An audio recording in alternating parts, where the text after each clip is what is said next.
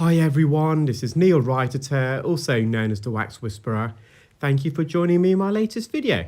I have here a patient who attended with bilateral, fully occluding, dry, sticky, dead keratin. So this may look like earwax, but in fact it's dead skin that once lined the ear canal that has since died and shedded but failed to migrate. And as I'm extracting this plug of skin out, you can see the tail of skin beyond it, which is some of it which is still attached to the ear canal actually. So this is the patient's left ear, and they've got the most twisty, bendy ear canal.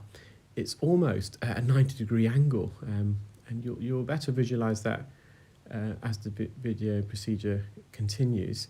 So I've removed the main occlusion, the main blockage, and now I'm just going to spend a bit of time peeling away the next layer of dead skin. So this skin is forming and developing on the ear canal wall, just like almost like an onion in layers. So we're having to remove the skin in layers. The layer closest to the ear canal, as you can probably see here, it's a more translucent shade. You can see through it. It's not oxidized, so it's more pale as opposed to more orange and brown. And the dead skin layer furthest away from the ear canal, that's darker, it's oxidized, so that's been there for longer.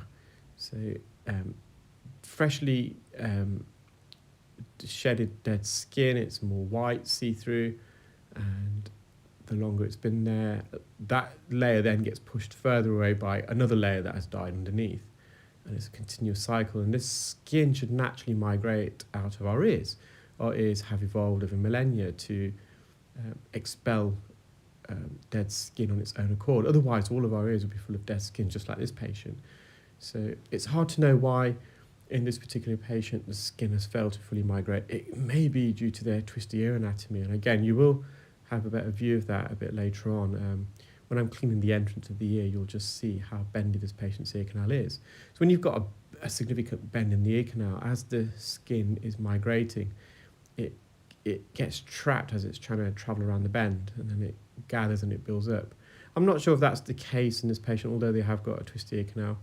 Some patients' skin is they've just lost the ability, or never had the ability in the first place, for it to move sideways like a conveyor belt out of the ear. Some patients who have undergone radiotherapy, for example, as well, it's well known and documented. So radiotherapy around the ears and head region, where it would impact their ears, that the skin then just fails to migrate. So that is a known cause. Also, radiotherapy, it can damage some of the ceremunous and sebaceous glands. So these glands secrete the oily sweat and the oily fatty liquid which later forms earwax. But without those glands, you don't have the oils and sweat, so the ear canal becomes drier, and so then you get drier skin, and that skin then fails to migrate. There's more friction.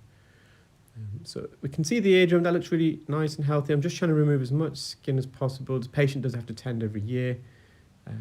So the more skin I can remove today, just the longer, hopefully, even if it's a few weeks or a month more, it can just help the patient.